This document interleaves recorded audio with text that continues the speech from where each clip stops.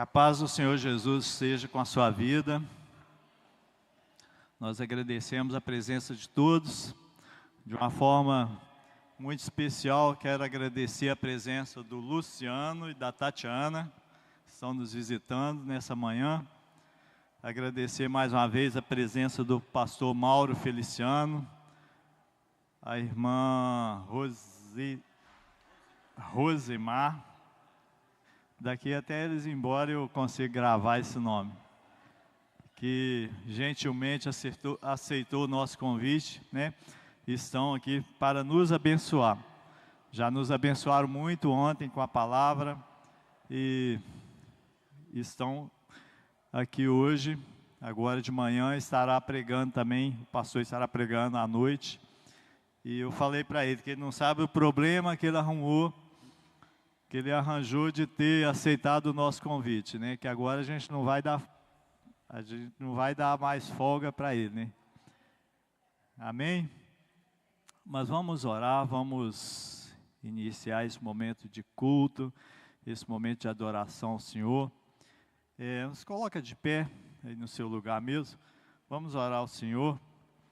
Eu vou pedir ao Ronald para fazer essa oração. Ó Deus, Pai querido, te agradecemos, Senhor, por esta manhã, por esse dia, porque foi o dia que o Senhor fez. Obrigado, Senhor, por esse momento de escola bíblica, de aprendizado da Tua Palavra. Que o Senhor abençoe a vida do pastor, ó Pai. Certamente o Senhor já falou com ele já foi o primeiro a ser ministrado, ó Pai. Que ele possa agora transmitir para nós a palavra que está vindo do Teu coração, do Teu trono, ó Pai. Que nós possamos ser receptivos à Tua palavra, que a Tua palavra possa encontrar morada nas nossas vidas, nos nossos corações, ó Pai. Abençoe a vida de cada irmão que se dispôs a estar aqui, a cada irmão que ainda está por chegar, ó Pai, e que seja um momento aqui glorioso, Senhor, na Tua presença, porque o Senhor é o nosso Deus, é o nosso Pai, é aquele que cuida de nós, ó Pai, é aquele que tem a Sua palavra empenhada nas nossas vidas, ó Pai. Que nós possamos receber essa palavra cheia de entusiasmo, de regozijo, ó Pai, e que essa palavra, Senhor, faça a diferença nas nossas vidas, ó Pai. É o que nós te pedimos, já agradecidos, em nome de Jesus, amém. Amém. Pode assentar, irmãos. Nós vamos passar a palavra ao pastor Mauro. Ele vai cantar, ele vai pregar, ele vai ser usado como o Espírito Santo de Deus determinar. Fica à vontade, pastor. Fica à vontade.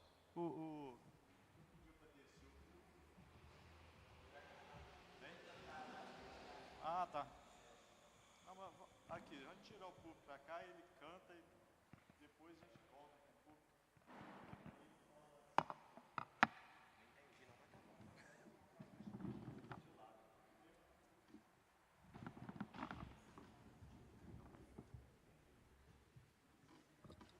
Glória a Deus. Glória a Deus. Chegar?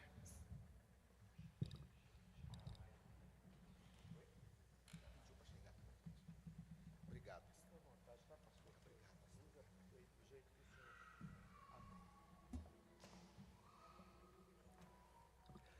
Glória a Deus. Que a graça e a paz de Cristo Jesus esteja com todos, amém? É uma alegria estar aqui com os amados. E, mais uma vez, eu e minha esposa amamos conhecer os irmãos. Obrigado pela hospitalidade. Agradecemos a Deus pela vida do pastor Almir, sua esposa, irmã Marta, né?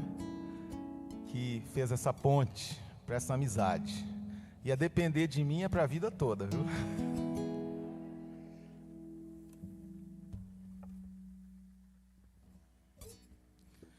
Eu aprendi um corinho agora esses dias, não sei se vocês conhecem. Ele é assim: acima de todos. Quem conhece? Acima de tudo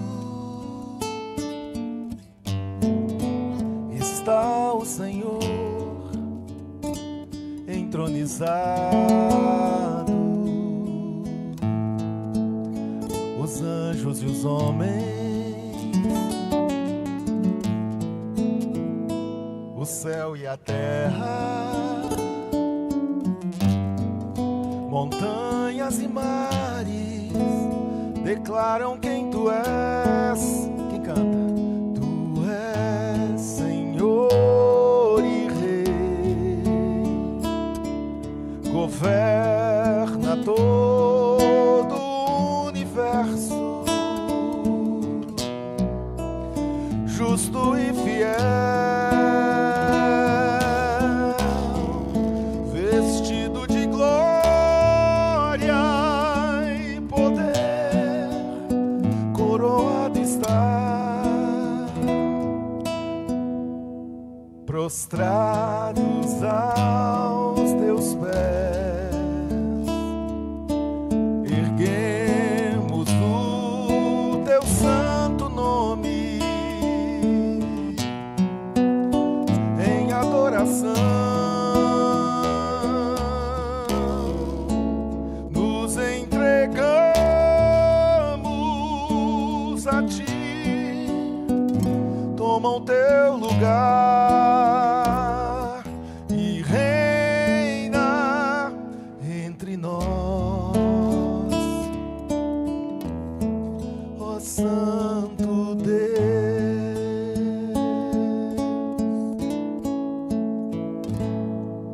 Aleluias.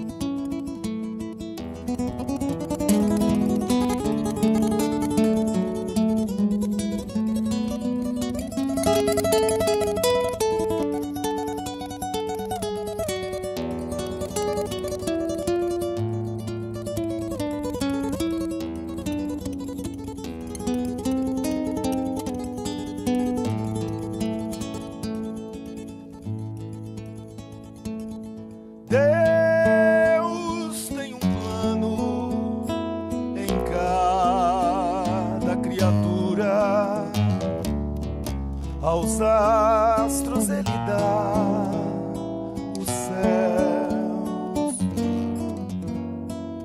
a cada rio Ele dá o leito, seu caminho para mim traçou. A minha vida eu entrego a Deus, pois o seu Filho a entregou por mim. Não importa onde for, seguirei meu Senhor, sobre terra ou mar, onde Deus mandar, irei.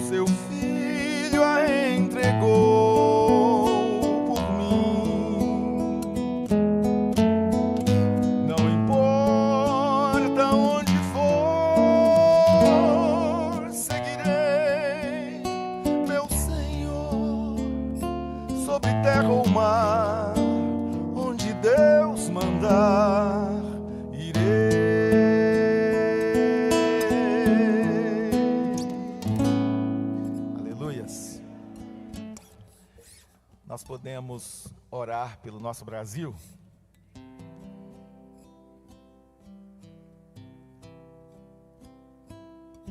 Para a lembrança do nosso querido irmão, Capitão Expedito. Só uma lembrança, tá?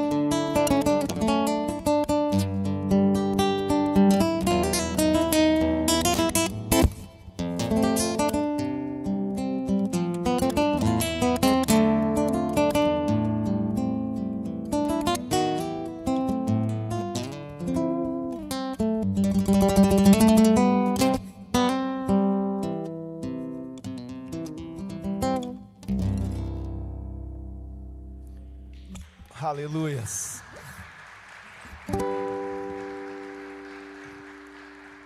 Como será o futuro do nosso país?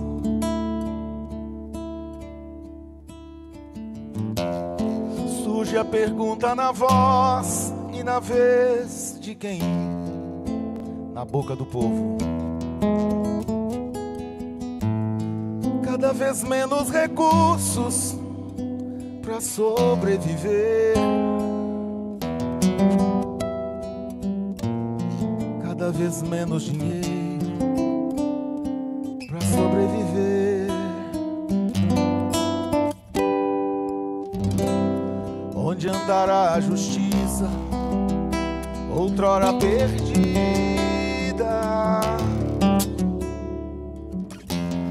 Some a resposta na voz e na vez de quem manda.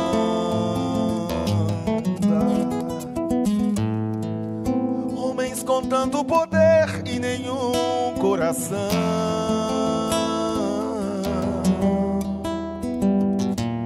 Gente que compra e que vende a moral da nação. Brasil,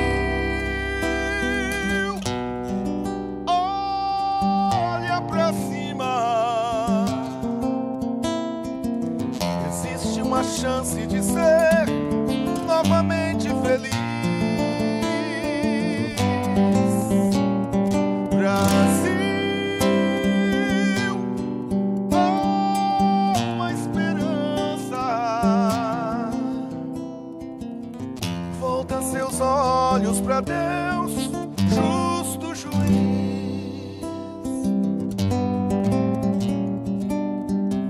Onde andará a justiça, outrora perdida?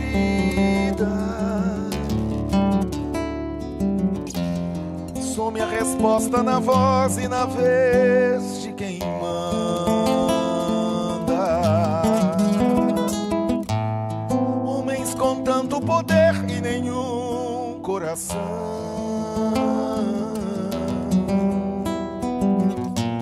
Gente que compra e que vende a moral da nação.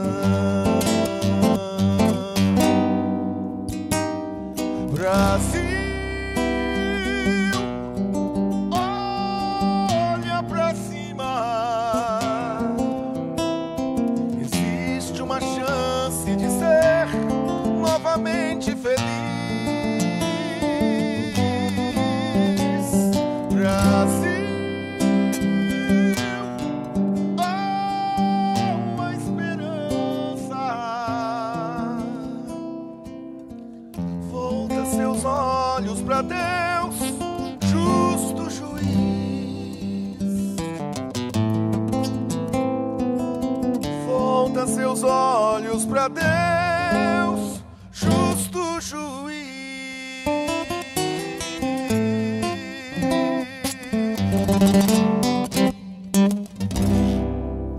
Amém, Jesus. E um dia nós vamos juntar pessoas de todas as nações, né, pastor Almir? De todas as raças, línguas, povos e nações. E vamos cantar diante do trono do Cordeiro. E para isso nós vamos voar para lá. E essa canção que diz assim, que eu quero voar, não é fugir do problema. Nós não estamos querendo voar porque somos covardes, não. Nós aguardamos o retorno do Senhor. É que essa palavra foi dita por Davi, sabe? Ele disse assim: quem me dera se eu tivesse asas. Eu iria para um deserto e ficaria por lá. Acharia um lugar seguro.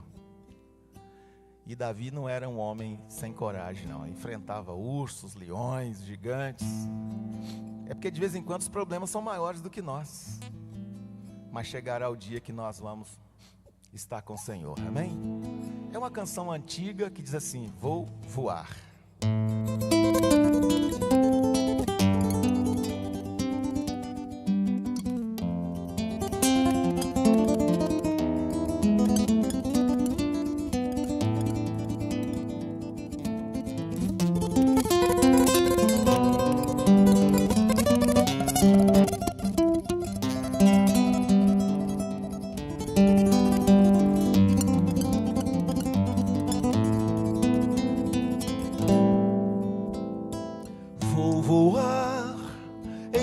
Ao céu de Cristo. Isto foi Ele mesmo quem me prometeu. Vou voar pouco tempo, aqui me resta. A minha alma está com pressa de no céu chegar.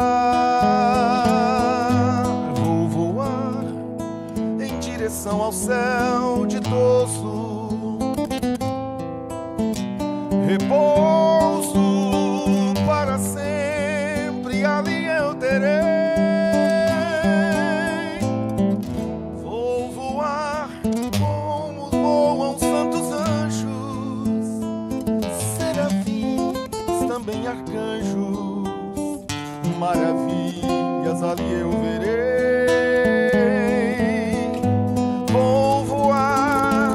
Asas do vento, na hora e no tempo em que Deus me chamar. Vou voar, quem dera fosse agora, subir para a glória onde meu Deus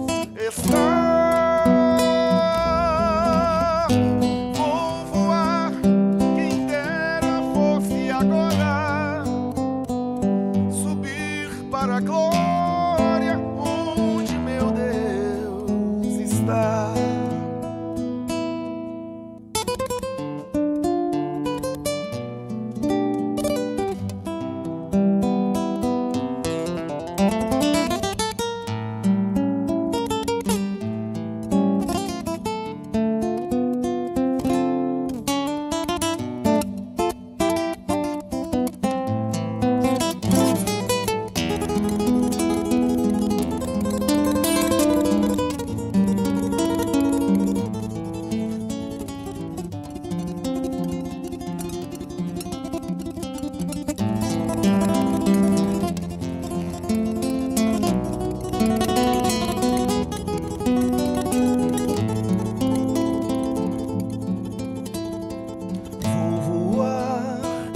Direção ao céu ditoso, repouso para sempre, ali eu terei. Vou voar como voam santos anjos, serafins, também arcanjos, maravilhas ali eu verei.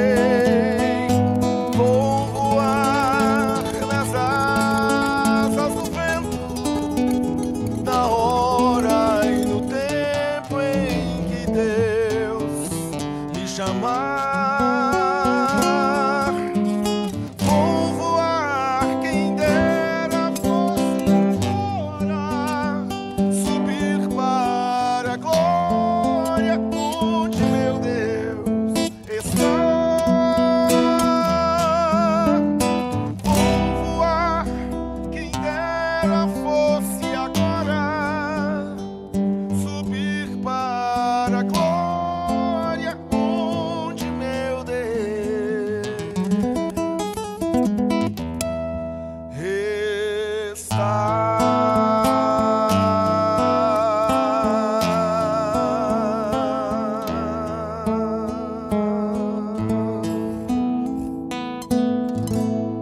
Amém.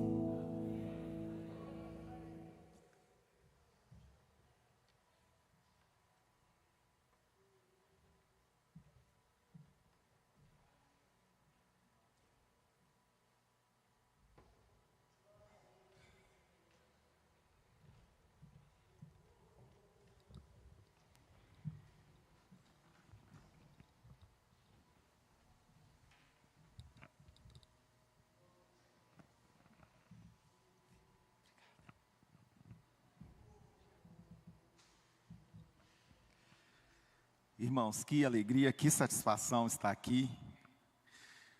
E o apelo é forte, porque falar de família é um negócio sério e de grande responsabilidade. Mas por que eu estou tranquilo? Porque essa igreja já está afinada no propósito. Igreja manancial, manifestando o amor de Deus. Então, vamos pegar esse slogan da igreja e vamos aplicá-lo honestamente ao texto que nós queremos estar lendo aqui, tá bom? Vamos falar desse amor? Ontem nós falamos de Jesus como, muito obrigado, pastor, como a base, a rocha onde nós construímos. Irmãos, o resto, não vou dizer que não é importante, mas vira aconselhamento psicológico para a família, e isso os psicólogos podem fazer até melhor do que a gente. A nossa proposta é mostrar para os irmãos que sem Jesus, nada. Sem Ele, nada. Vamos para essa rocha mais alta do que nós. Vamos continuar falando de família, mas como tendo Jesus a nossa base absoluta. 1 Coríntios capítulo 13, o texto já é conhecido. Mais uma vez, obrigado pela oportunidade.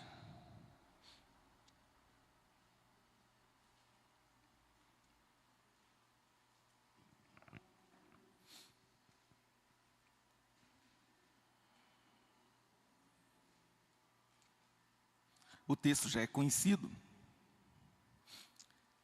E diz assim: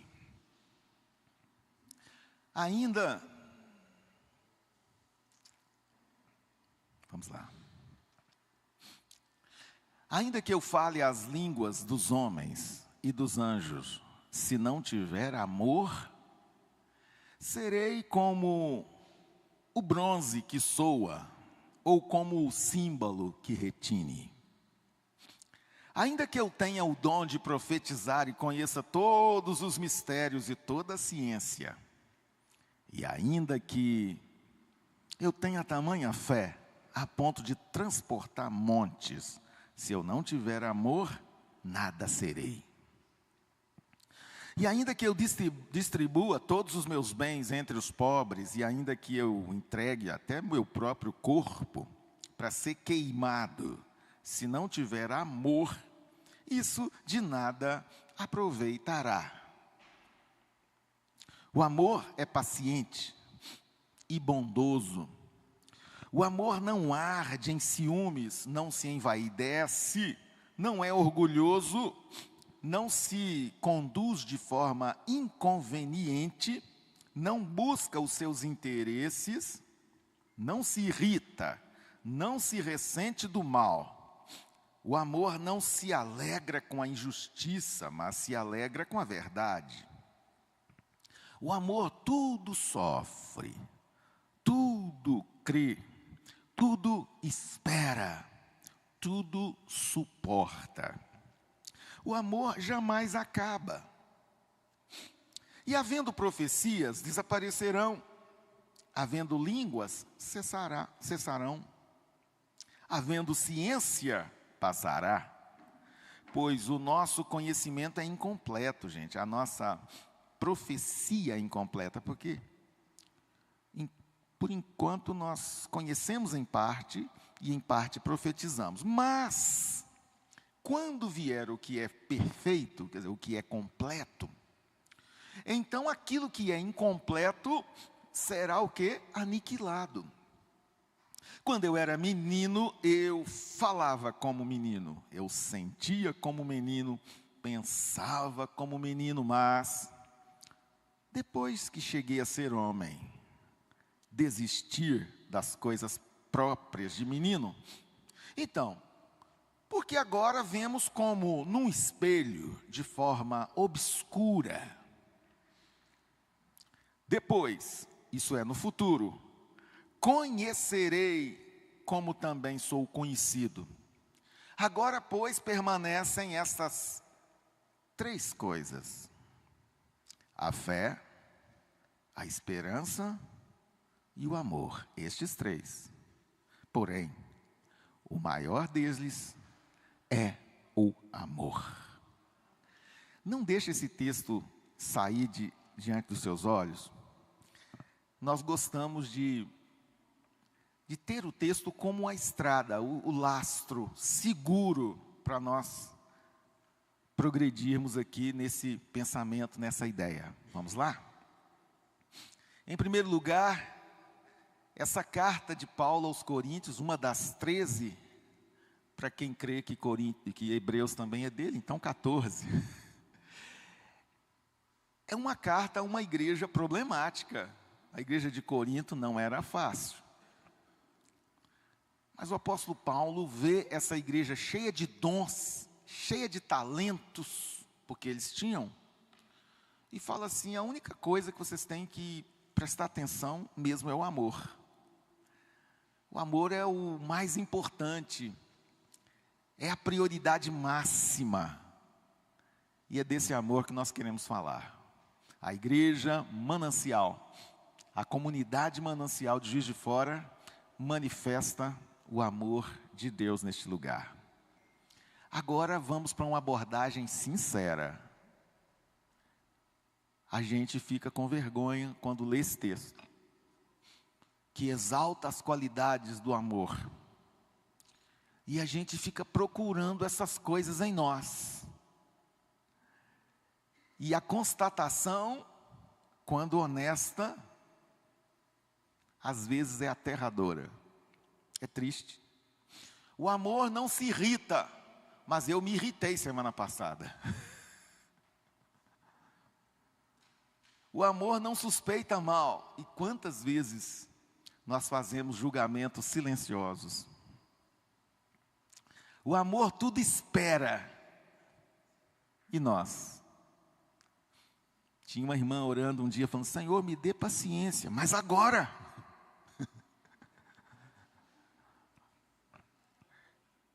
O amor tudo crê.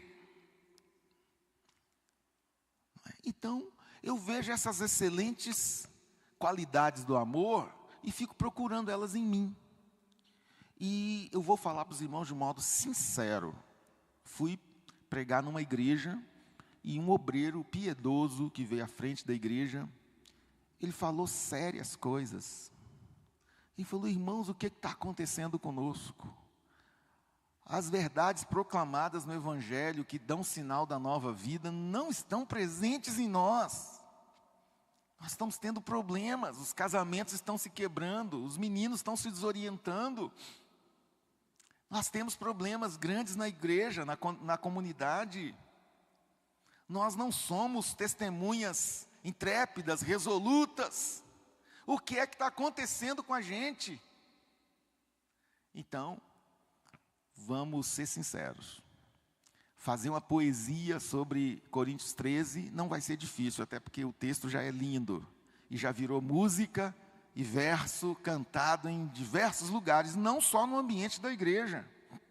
Há um cantor de Brasília, que morreu um tempo atrás, o Renato Russo, que chegou a fazer uma música linda, só com esse texto aqui. Onde ele cai, fica bem. Porque fala do amor. Mas, queridos, falando do contexto familiar, existem casamentos perfeitos? Existem famílias perfeitas?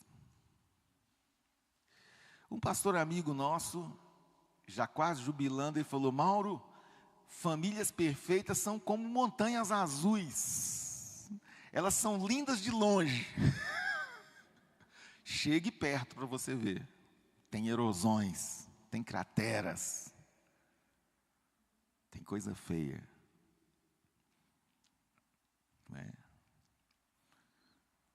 Estávamos no encontro de casais e o preletor poetizou lindamente, falou um pouco da vida dele. Diz: lá em casa, enquanto a minha esposa canta os louvores na sala, eu componho as minhas poesias e as nossas crianças lindas brincam. Eu comecei a ter uma imagem de os meninos sendo anjos, gravitando assim entre a aura brilhante da casa.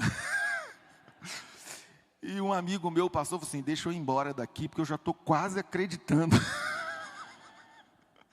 Gente, quantas vezes a gente vem para o culto brigando dentro do carro? Não fala para ninguém não. Vamos ser sinceros. Onde está o sinal desse amor? Então, o casamento é um contrato bilateral, solene, entre duas pessoas de sexo oposto. A gente gostaria que continuasse assim. Bevilacqua, o idealizador do nosso Código Civil antigo, antes de 2002, ele dizia: e esse contrato bilateral solene vincula as partes a direitos e deveres e obrigações em relação à prole, os filhos que advêm dessa relação. E tudo bem. E o contrato ele precisa de pessoas autônomas, maiores, capazes. Aí vem a nossa pergunta: como é que teremos um contrato perfeito partindo de duas pessoas imperfeitas? Do lado de cá, do céu, existe alguém perfeito? Feita essa constatação, é que a gente quer caminhar nesse negócio de família. E qual é o link, a ponte que nos liga a Jesus? É que Ele é perfeito. É que Ele é sem mancha, sem mácula. É que Ele é irrepreensível. Ele é o resplendor da glória de Deus e a imagem exata do ser de Deus. Ele é a perfeição absoluta, a plenitude da divindade. Mais uma vez nós louvamos a Jesus nessa manhã. O doce cantor de Israel, a semente de Abraão, a testemunha fiel, o sim e o amém. Maravilhoso conselheiro, Deus forte, Pai da eternidade, Príncipe da paz. Ele é aquele que esteve morto, agora está vivo, pelos séculos dos séculos. Tem as chaves nas mãos, as chaves que são da morte e do inferno. Ele é o alfa e o ômega, o princípio e o fim. Ele é digno de receber toda a honra e todo louvor. No texto final, no versículo final, diz assim: depois de tudo que Paulo diz e recomenda, ele fala: mas irmãos, deixa eu explicar para vocês. Tem 3 coisas a serem consideradas: a fé, a esperança e o amor. Mas já adianto para os senhores que o maior destes 3 é o amor. Vamos lá? São 3 coisas que nós vamos considerar. 3 coisas para a gente limpar os olhos e tentar enxergar. Que o Espírito Santo possa aclarar nossas mentes. O que é a fé, a esperança e o amor? Nós não viemos aqui discutir teologia. Não é esse o objetivo. A gente sabe de conceito dicotômico, de que o homem é uma parte material e outra imaterial, e não vamos brigar por isso. Mas a palavra de Deus fala que, em Hebreus, que a palavra de Deus ela é uma espada aguda, de 2 fios, de 2 cortes, que penetra as juntas e medulas, até a divisão da alma e do espírito, pastor. Ela é apta para discernir pensamentos e intenções do coração. Pois bem, nós entendemos que o corpo é essa carcaça que nós já conhecemos. Não é difícil. É esse depósito onde está nossa alma, nosso espírito. Nossa alma é a sede das nossas afeições, dos nossos sentimentos. Tudo que é sentimento está na alma. Alguém perguntou para Lutero, 1517 uma vez, Lutero, o que é a alma? Ele não tinha muita explicação. A teologia, ela progride, irmãos. Ele falou assim, olha, se você não sabe o que é alma, olhe para um corpo sem ela. Vá a um velório, porque aquele corpo rígido, gélido, imóvel ali, se for o corpo de um cantor, pergunte para onde foi a voz. Foi embora com a alma. Era de um engenheiro, aquela capacidade de fazer cálculos e equações, foi-se embora com a alma. A alma é que dá esses movimentos. E quando você pisca, ou você ajeita a sua roupa, você sente fome, você sente alegria, saudade, responsabilidade, lembrança, é alma. O nosso intelecto, as nossas razões habitam na alma. Então, é na alma que estão todas as nossas impressões. Mas e o espírito? O espírito, convenhamos, na visão tricotomista é o lugar onde Deus toca o homem. Se a alma é racional, o espírito não. Mas também não é irracional, ele é supra-racional. No espírito, você tem uma conexão com Deus, e disse Paulo aos Romanos, que o Espírito de Deus, com E maiúsculo, testifica com o nosso espírito, com E minúsculo, que somos filhos de Deus. Então, se eu disser aqui agora, irmãos, temos fé suficiente que podemos construir um anexo aqui atrás deste lindo templo. Essa fé pode ser uma fé da alma, do conhecimento. Os engenheiros vão dizer assim, perfeito. Os construtores também, os administradores. Mas quando a gente diz assim, irmãos, Deus está neste lugar, e algumas pessoas começam a procurar em qual cadeira ele se assentou. Agora estamos falando de coisa espiritual. Na alma, nós só sabemos o que nos foi informado. Se você aprendeu música, tem música lá nessa alma. Você aprendeu matemática, tem matemática lá na sua alma. Mas no espírito não. A gente sabe de coisas que nunca nos foram ditas. A Bíblia diz que estava acontecendo uma ceia na casa de alguém com os bolos, parecido com aqueles que estão na mesa ali. Os discípulos estavam comendo, estava tudo bem, até que quem pôs o pé na entrada da porta? Judas Iscariotes. E no momento que Judas chegou, diz a Bíblia que Jesus perturbou-se no seu espírito. É como se ele dissesse: eu sei quem você é, Judas. Senhor, mas esse aí é o tesoureiro da igreja, é a pessoa da nossa maior confiança. Jesus disse: eu sei quem você é. No espírito eu sei. Você já teve essa sensação? Você chega num lugar diferente, numa empresa, quando você vai fazer curso distante, longe, e você vê alguém que você não sente conexão nenhuma, e você não sabe o nome da pessoa. Você já sentiu aquela voz dizendo: não entre nesse carro, não faça essa viagem, não compre essa casa? É espiritual. Não tem explicação, não é informação. 2 homens de Deus chegam em Filipos para pregar, pastor.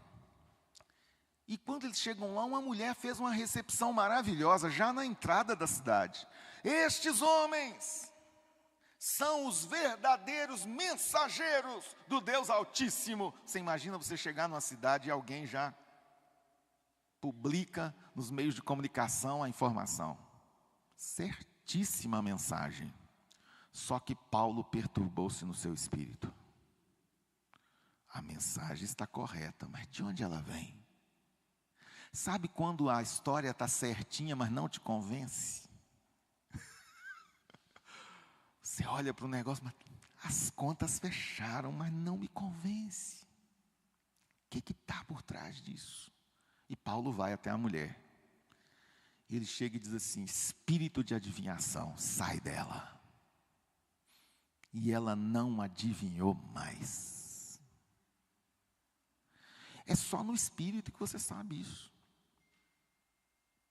Eu fui num funeral de um menino vizinho nosso lá, que bateu o carro tragicamente, numa curva, e o pai dele falou comigo assim: quando ele pegou a chave do carro ontem na minha mão, eu senti algo ruim. Eu não podia tê-lo deixado sair. Quem é que comunica essas coisas com você? Irmão, não é nada de alma. Então tem umas recomendações bíblicas que ficam difíceis de entender se a gente não souber isso, porque a Bíblia fica assim: andai no Espírito, vivei no Espírito, e a gente não sabe o que é. É só nesse lugar, nessa sede espiritual, que nós sabemos as coisas que convém e as que não convém fazer. Então, nós temos corpo, alma e espírito. A salvação de Deus é completa. E a palavra de Deus diz, Paulo ensinando aos filipenses, que o nosso corpo, alma e espírito têm que estar integralmente irrepreensíveis na vinda de nosso Senhor Jesus Cristo. Significa que Deus não quer só seu corpo. Deus não quer só sua alma. Deus não quer só seu espírito. Ele quer tudo para Ele. Uma vez, Moisés, falando diante de Faraó, para levar o povo: let my people go, deixa minha gente embora. Mas o Faraó disse assim: não, vão só os homens. Deixa as mulheres aqui, e as crianças, e os animais de vocês. Moisés falou assim: levaremos tudo que é nosso, e não deixaremos nenhuma unha para trás. Essa mesma palavra na boca de Deus funciona assim: Deus não quer deixar nada seu para trás, nenhuma unha fica. Tem gente pensando assim, que morreu, acabou, aquele corpo não vale nada, joga fora. Lá em Salvador, um irmão falou comigo: pode jogar meu corpo na tarrafa, no mar, porque o importante é a minha salvação em Cristo Jesus. Falei: epa, e se eu te disser que este corpo pertence a Deus? E se eu te disser que na ressurreição daquele dia é esse corpo que Deus vai levantar? Logo, esse corpo é importante. Não é qualquer coisa. Deus não deixa nada para trás. Ok? Então a salvação tem que alcançar nosso corpo. A salvação alcançou nosso espírito, amém? A salvação alcança a nossa alma, amém? Então vamos lá. Tudo que Deus faz de grandioso e inexplicável, Ele assina embaixo. Pouca gente entende. Mas você quer saber algo que Deus faz? Ele assina, como um artista que deixa a sua chancela ali do lado do desenho da arte. Isaías 45, Deus diz assim: eu sou o Senhor, e para que se saiba, desde o nascente do sol até o poente, não há outro, sou eu mesmo, que acendo a luz e faço as trevas, que firo, dou vida, curo, que faço o bem, crio o mal. E depois ele diz: eu, o Senhor, faço essas coisas. É como se ele estivesse assinando. E uma das assinaturas de Deus é 3, porque Ele é Pai, Filho e Espírito Santo. É o número dele. Você veja que Ele coloca isso na sua criação. Quando Ele cria o tempo, porque Deus está fora do tempo, Ele é da eternidade. Deus não está preso ao tempo. Nós é que estamos presos aos nossos relógios. Deus não. Ele é atemporal. Mas quando Ele cria o tempo para nós, Ele cria com 3. Passado, presente e futuro.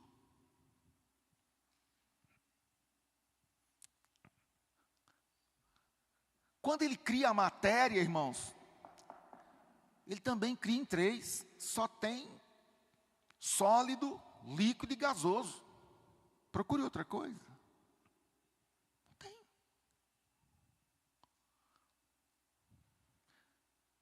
Pesquisados o interior de um átomo, são 3 elementos. É um elétron, um nêutron e um próton. Tchau.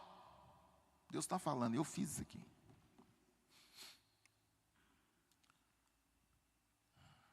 Aí Deus nos inspira a aprender música. Ele diz: e a música vai ter harmonia, melodia e ritmo. Acabou. Não inventa. Está fechado.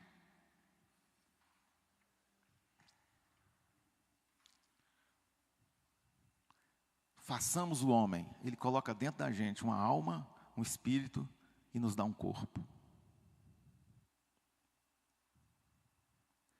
Na hora que Ele vai salvar a gente, Ele justifica, Ele regenera, Ele santifica. Então a salvação opera em 3 tempos: no passado, no presente e no futuro. Então vamos lá. São 3 coisas, disse Paulo. A primeira é fé, a segunda esperança, a terceira amor. Então vamos lá. Como teremos famílias perfeitas se nós não somos perfeitos? Quando alguém disser que você não é perfeito, peça para explicar melhor. Então, primeiro, a fé. Você acha que Deus deu fé para o corpo? Para a alma ou para o espírito? Essa fé que salva, chamada fides qua, é a fé do Espírito. A fides quae é a fé crida, mas a fides qua é a fé que salva. E quando Deus dá essa fé, ela é espiritual. E ela já foi dada, não, Deus não te dará. Ele já concedeu a fé, quem crê? É passado, irmão. A fé que uma vez foi dada aos santos, isso é pretérito. Então, no Espírito, nós já recebemos a salvação. Se você partisse hoje para a eternidade, que isso não aconteça, que você viva muito, mas você já está salvo em Jesus pela fé, que não depende das obras, disse Paulo em Efésios capítulo 2, versículo 8, mediante a fé sois salvos, através da graça de Deus. Isso não vem de vós, é dom de Deus, não vem das obras para que ninguém se glorie. E essa fé supre tudo, e creu Abraão, e isso lhe foi imputado, creditado como justiça. Então vamos lá, que perfeição é essa que estamos falando hoje? Da salvação.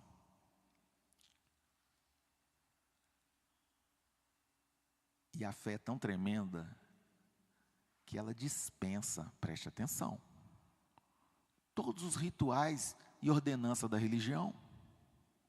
A pessoa nem foi batizada e já está salva. Não estamos criando atritos. O ladrão que estava do lado da cruz de Cristo, teve uma vida inteira para ouvir o Evangelho e não quis ouvir o mestre que pregava. Mas o mestre que morria, tocou o coração dele. Ele está vendo a vida escorrer pelas mãos, dos dedos das mãos. E ele fala assim: Senhor Jesus, lembra-te de mim, quando entrares no teu reino. Irmão, se fosse eu que estivesse ali, eu ia falar assim: de jeito nenhum. Primeiro você vem para a igreja, a gente vai fazer o curso de novos convertidos, a gente recebe você para o batismo, depois você frequenta a escola dominical, a gente vai te deixar 6 meses, aí a gente conversa depois se você pode ou não. Mas Jesus é melhor do que nós. Ele falou assim: hoje mesmo estarás comigo.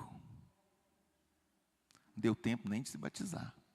Sabe por quê? Porque a fé supre tudo. No Espírito você já está perfeito. Quando Paulo diz assim: os santos da casa de César vos saúdam. Que santos são esses? Pessoas aperfeiçoadas na fé. É o passado.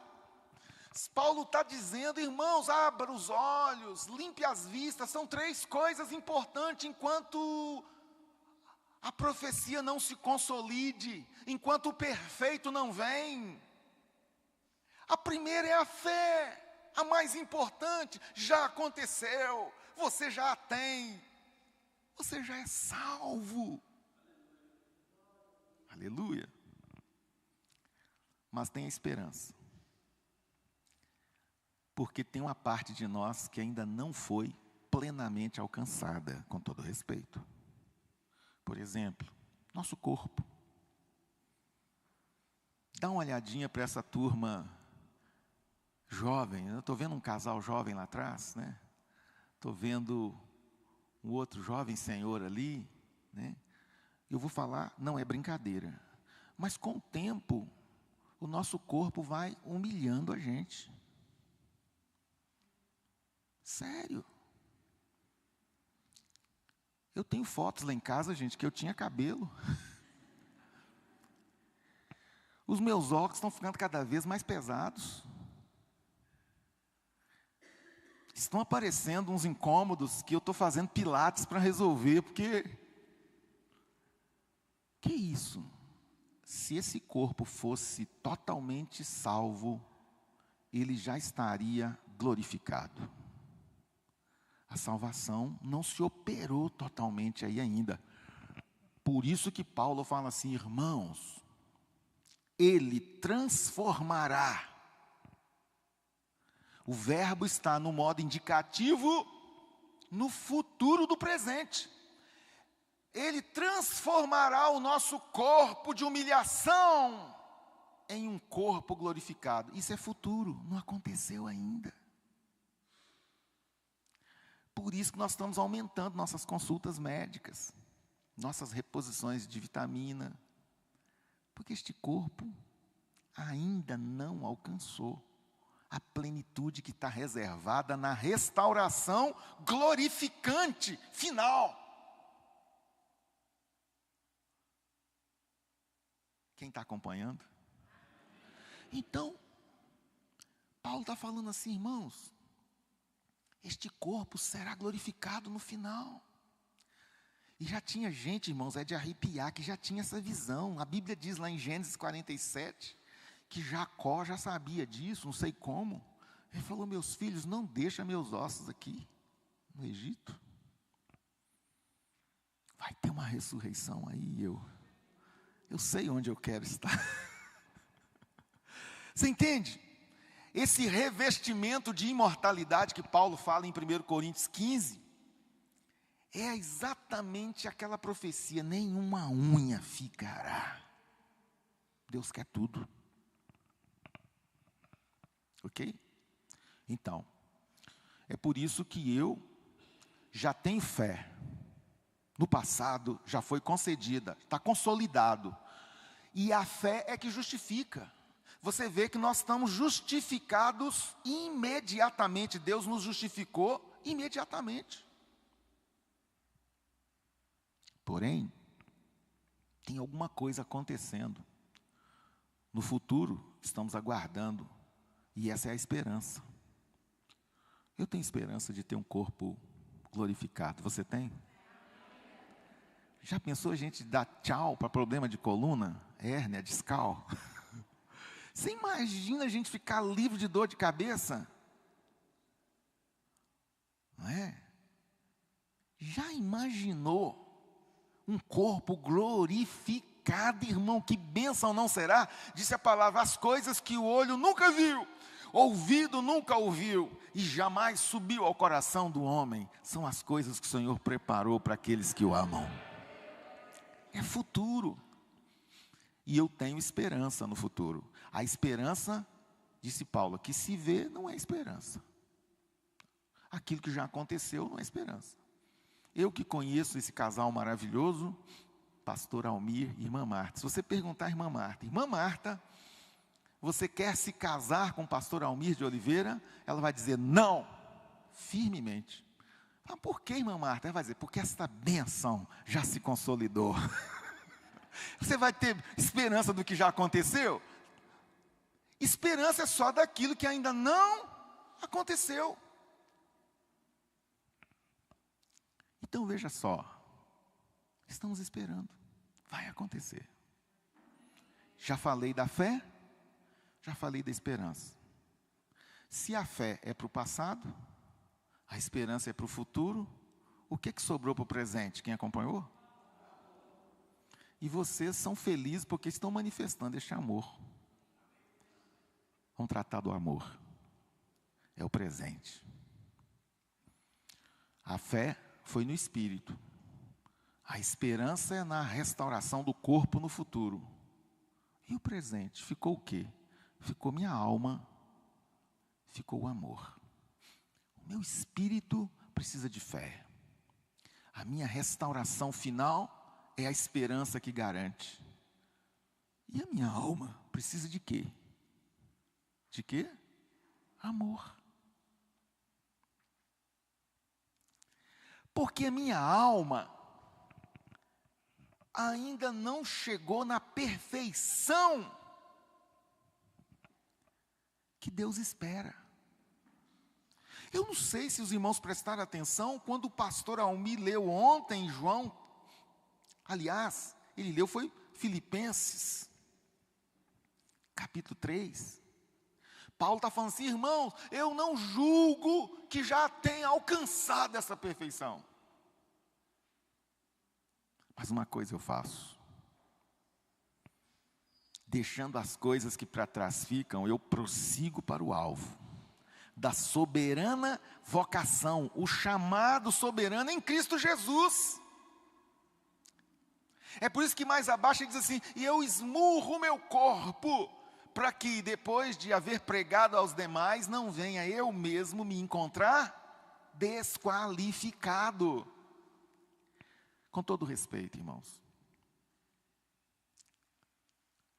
A nossa alma está passando por uma regeneração constante e uma santificação.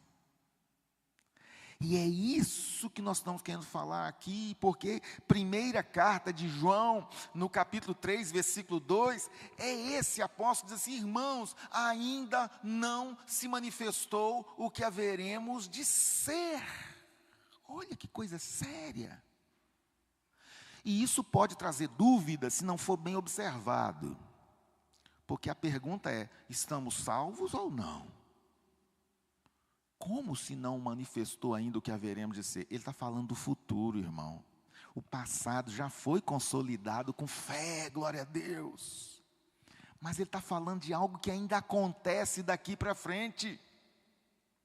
Nós já temos o seguro de incêndio. Não vamos queimar com enxofre no inferno. Mas esse período, esse interregno que vai até o dia da volta de Jesus, ou o dia que Ele nos chama, está acontecendo algo gradativo. Já que a fé foi imediata, essa regeneração, essa santificação é gradativa. E aí, alguns de nós estamos em pontos diferentes desse desenvolvimento. Eu não sei se eu estou conseguindo fazer os irmãos entenderem. Paulo, lá em Romanos 13, 11, ele fala assim: irmãos, estamos agora, isso é presente, mais próximos da salvação do que no início, quando cremos. Significa que tem uma caminhada, entendeu? Estamos mais próximos da salvação do que no início, quando cremos.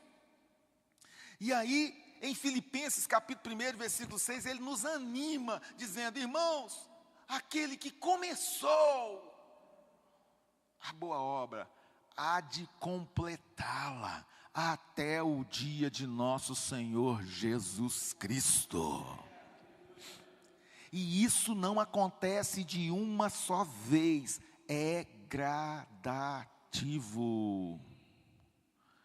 Então siga a nossa mão, é gradativo. Olha, Paulo diz assim, aliás, Pedro, na segunda carta, capítulo 1, versículo 10, ele fala assim: irmãos, confirmai a vossa vocação e eleição.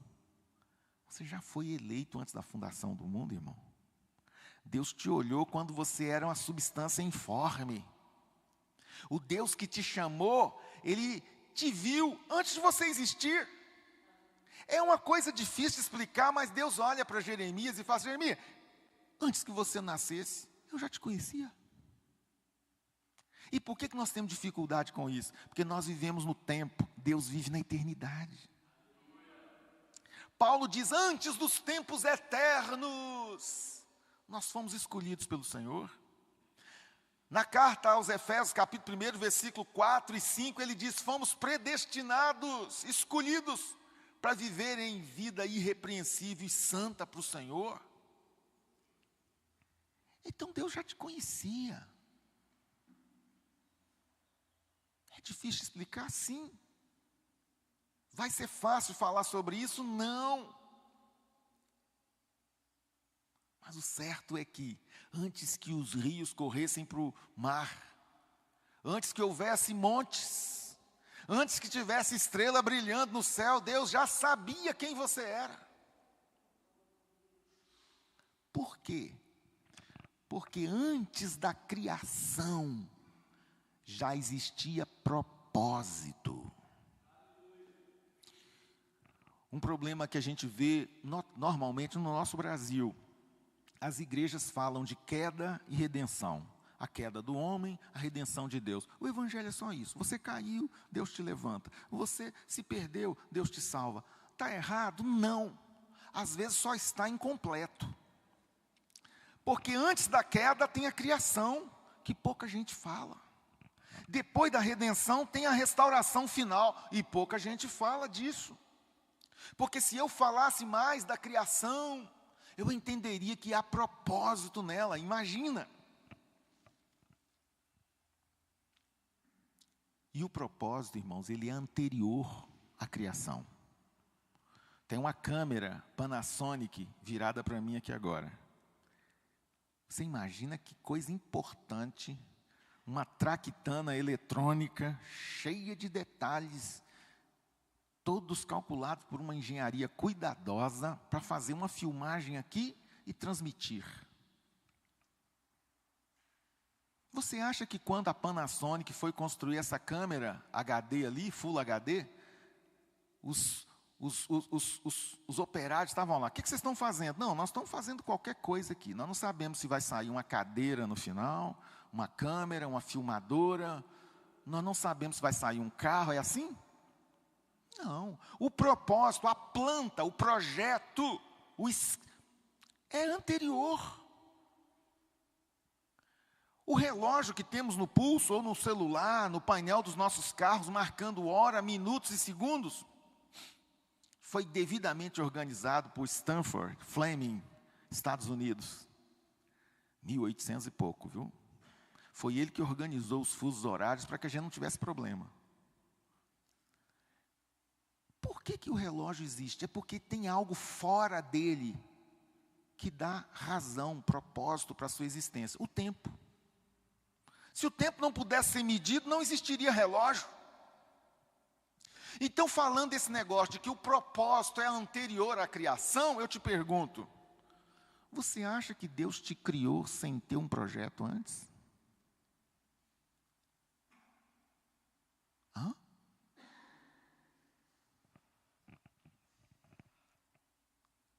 Quando Deus te fez, o propósito sobre a sua existência já existia. É por isso que Natanael vai correndo para conversar com Jesus, se apresentar como nós fazemos regularmente. Olha, eu sou fulano, Beltrano. Jesus, olha, moço, eu já tinha te visto. Eu já sei quem você é. Eu já tinha visto você. Você não me é estranho. Deus já te conhece. E Ele sabe dos seus problemas, das suas dificuldades, das suas carências, seus apertos, aquilo que você não consegue falar para os outros, verbalizar. Ele sabe, Ele entende. Então vamos falar desse amor? Ele é gradativo. A Bíblia diz em 2 Coríntios 3,18, e todos nós somos transformados, de uma vez só? Não, de glória em glória. Todos nós, de rosto descoberto, somos transformados de glória em glória na imagem dEle. Ou seja, você percebe que nós aos pouquinhos estamos nos transformando em algo semelhante a Ele? Percebe que a palavra de Deus diz em Filipenses 2,12, desenvolvei a vossa salvação. Desenvolver é um caminhar contínuo. 2 Pedro 3,18, crescei na graça e no conhecimento. Você percebe que é gradativo? Quando você estiver lendo a sua Bíblia em Judas 1:3, a fé nos foi dada uma vez só. A justificação aconteceu, fomos aperfeiçoados de uma vez, fomos lavados uma vez. Abraão creu e isso foi suficiente. Mas agora a nossa alma está passando por um crescimento. Agora que vem um detalhe importante. Paulo diz assim, eu quero que Cristo seja formado em vocês. E a gente dá pouca atenção para isso. É porque quanto mais de Cristo houver em mim, menos de mim mesmo. Por isso que João diz assim, convém que ele cresça e eu diminua. Agora nós vamos encarar algo tremendo. No direito nós estudamos na criminologia um sujeito chamado Lombroso, que ele escreve sobre o perfil do delinquente. É incrível, gente. A gente chega a conclusões terríveis. O ser humano pode ser mau, sim. Esse negócio de atribuir tudo ao diabo, é o diabo que fez, às vezes é o ser humano. Tem gente que o diabo usa, mas tem outras que usam o diabo. O diabo está perdendo emprego, às vezes, nas capitais, porque já tem gente fazendo o serviço dele. E olha que, às vezes, a tentação dos homens é pior que a tentação do diabo.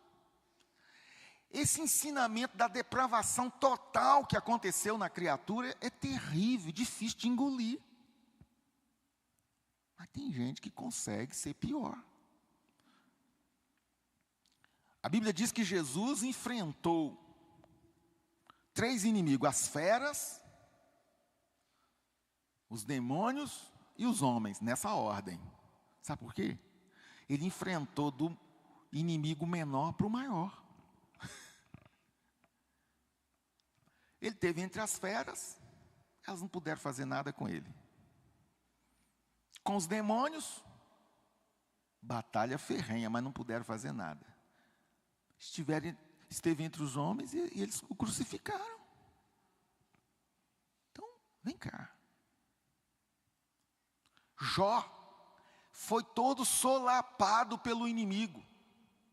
O diabo agiu dentro da permissão de Deus, é lógico. Destruiu a fazenda, os filhos, a riqueza. É como se acabasse com tudo. Deixa o camarada zero. Jó simplesmente levanta a mão para cima, agradece a Deus e canta um hino. Bendito seja o Senhor deu, o Senhor tomou. Ele sobrevive à tentação do diabo. Mas quando vem aqueles homens lá do Oriente, Zofar, Bildade, Eliú, e começa o discurso deles, Jó começa a desconhecer a si mesmo. A partir dali ele reclama. A partir dali ele já não... Ele amaldiçoou o dia que ele nasceu. Ele fala assim: quem me dera não tivesse nascido. Porque os que não viram a luz têm mais descanso do que eu.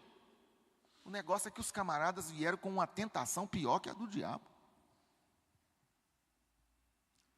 E ele vai ser repreendido por Deus a partir do capítulo 40 até o final.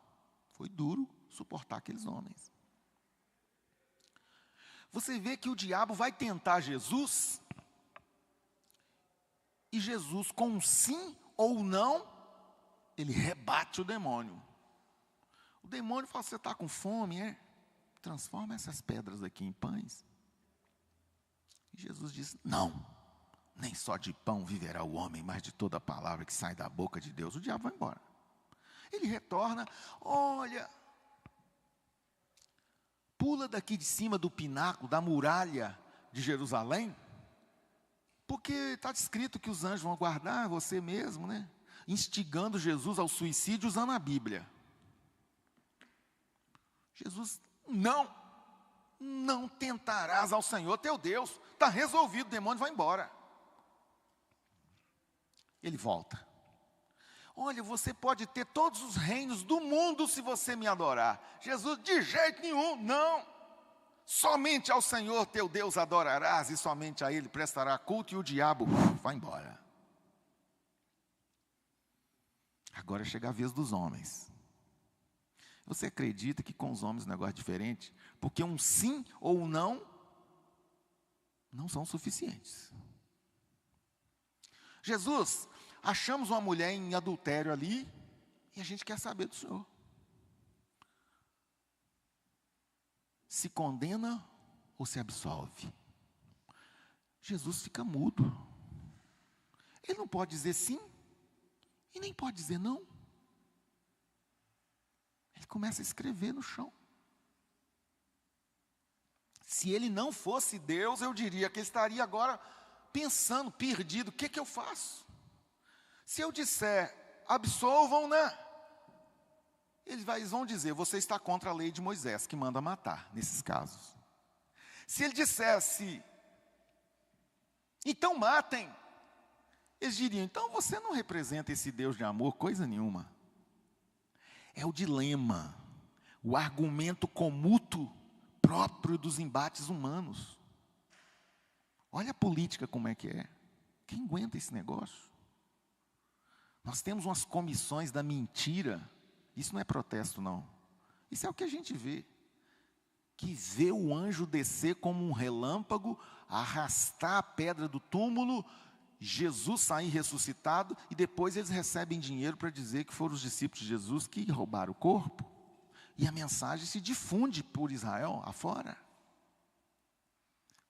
Você vê um grupo de pessoas, de ideias progressistas, dizendo coisas contra a ciência, mas tentando fazer com que os alunos de universidades acreditem nisso. Os homens, às vezes, são pior que os demônios. Não é engraçado, não. Mas, quando Saul estava endemoniado, era só chamar Davi para tocar o violão, que o demônio... Mas quando Saul estava são, tentou matar Davi umas 3 vezes. Ou seja, Saul sem o demônio era pior.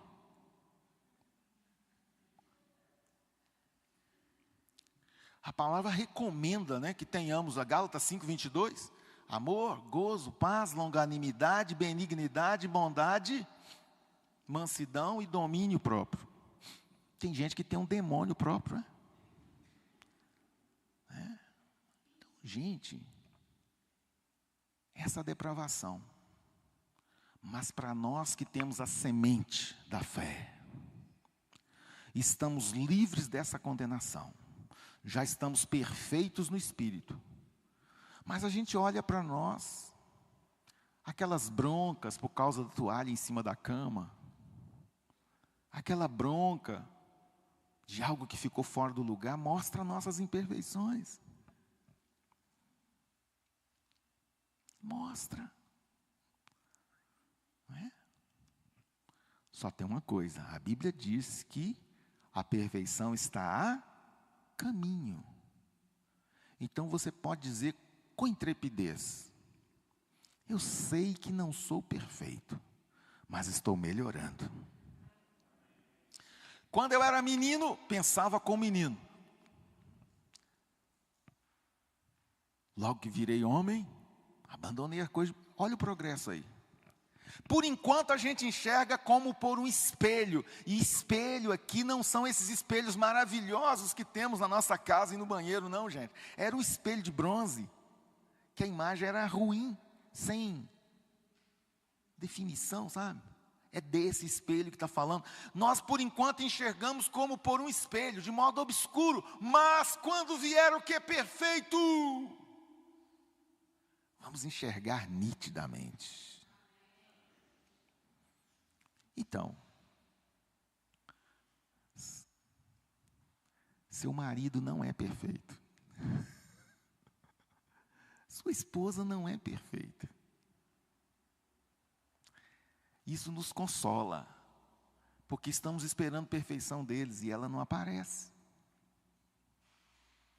Isso nos faz entender qual é o processo que estamos vivendo agora, nesse momento.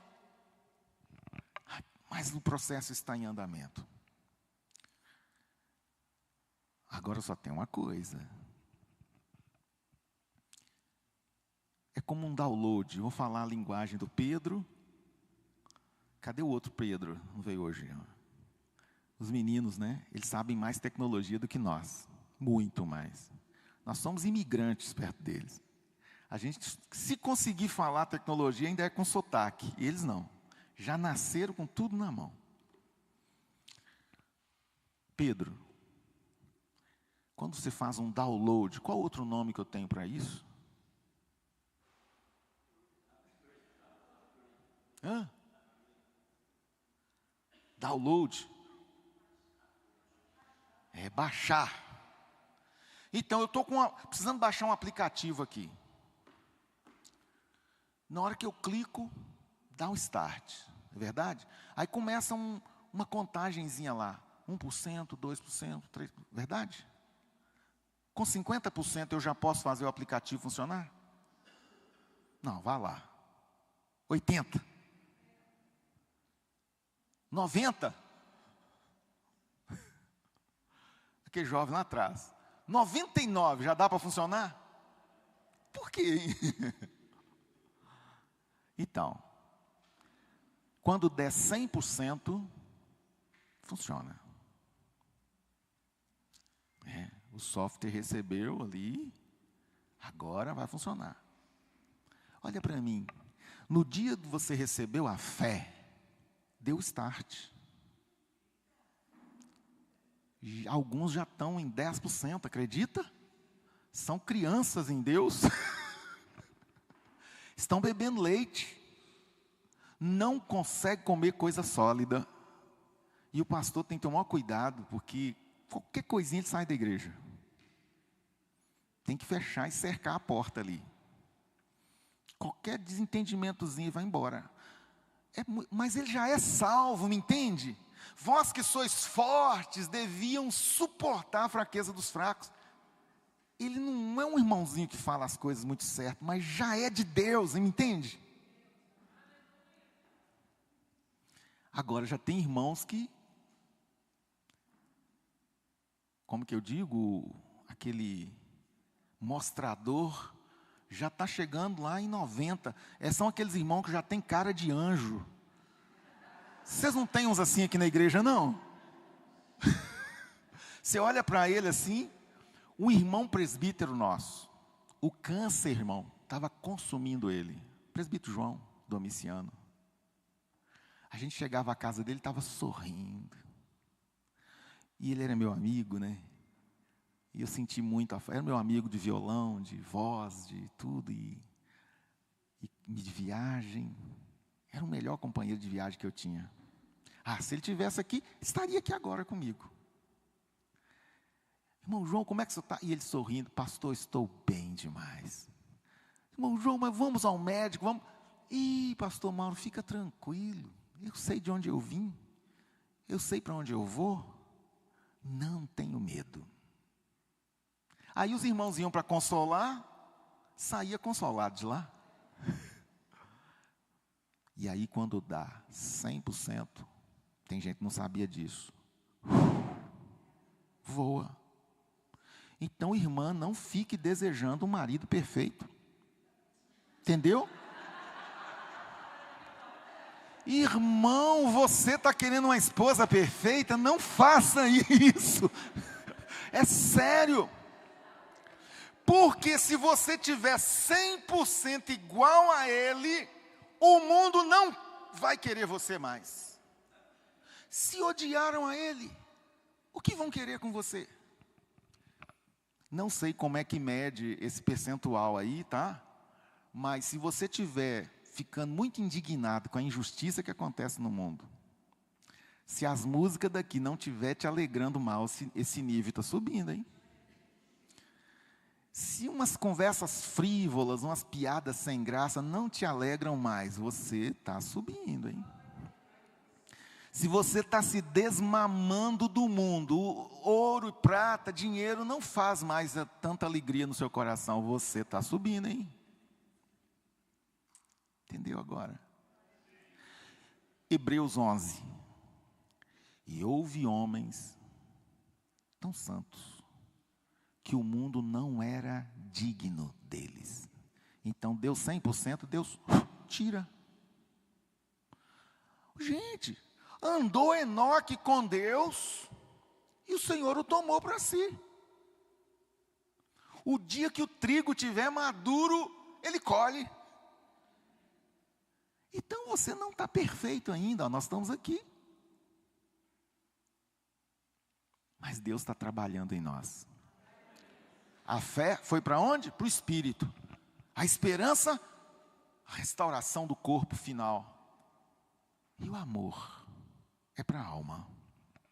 Vou fechar aqui agora. Porque o ponto final é o entendimento. Amor aqui não é esse amor da literatura.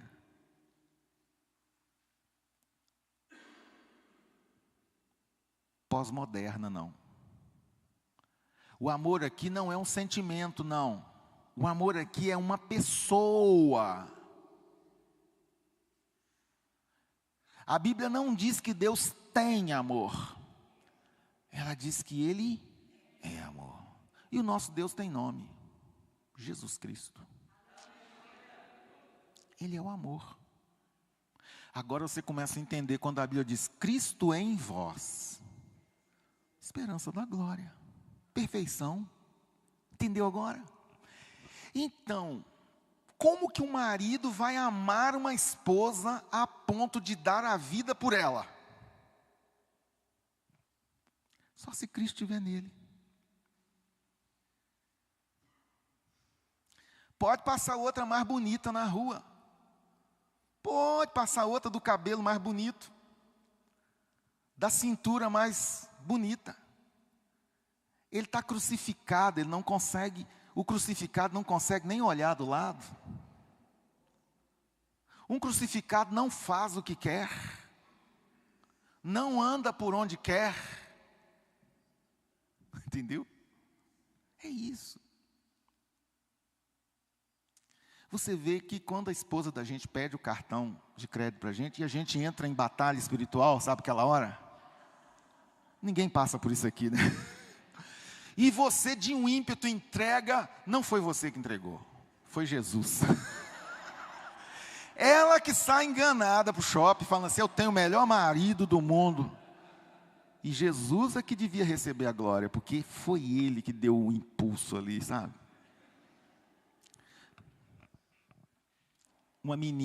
Trouxeram uma menina para eu aconselhar, uma moça.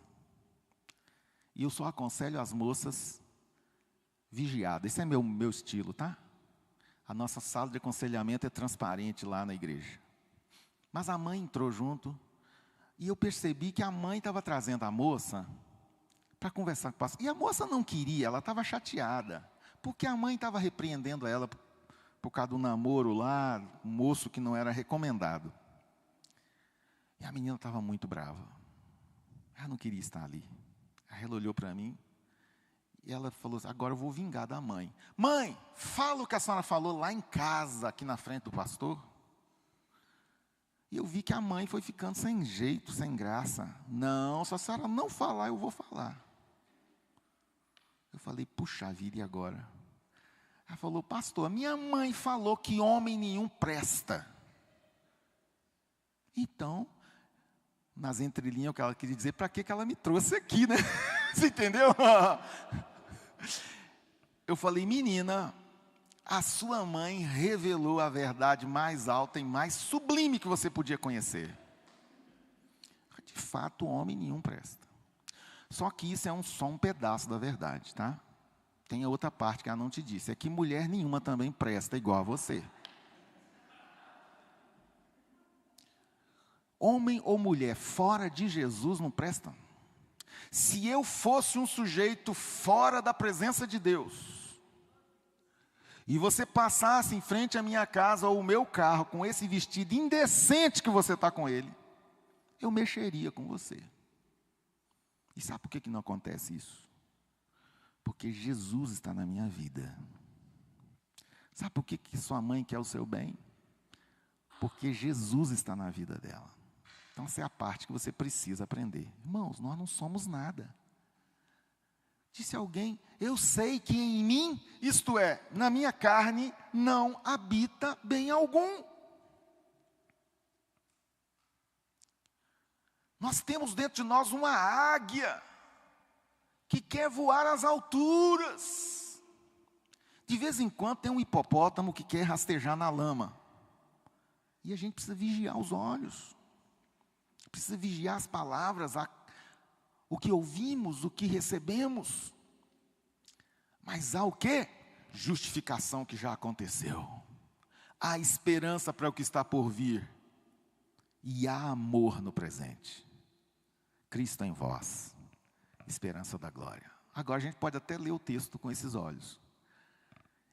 Ainda que eu falasse a língua dos anjos e dos homens, se não tiver Jesus, não adianta.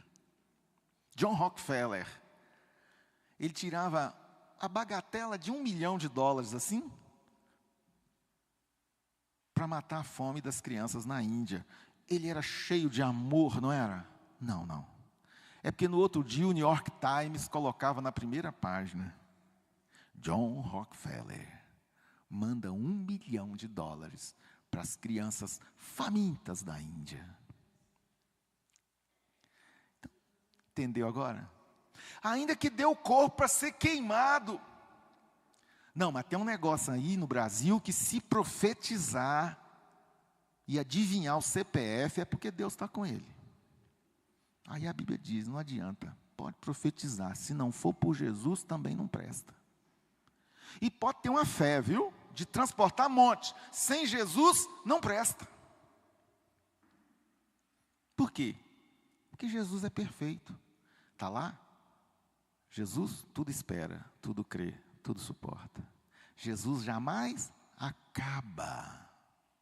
Amém? Que Jesus esteja no nosso coração. Fecha seus olhos. Teve bronca essa semana? Nesse mês?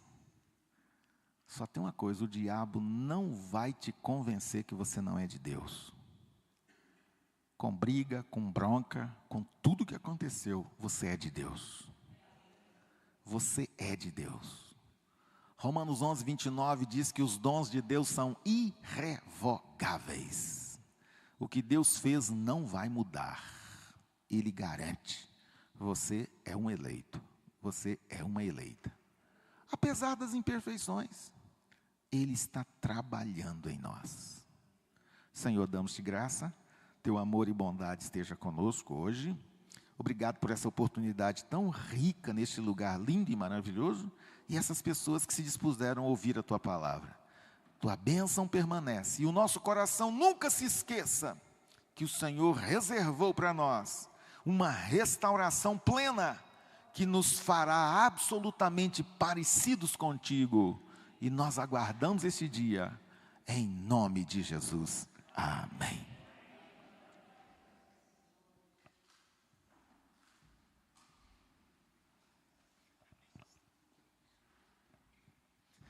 Amém.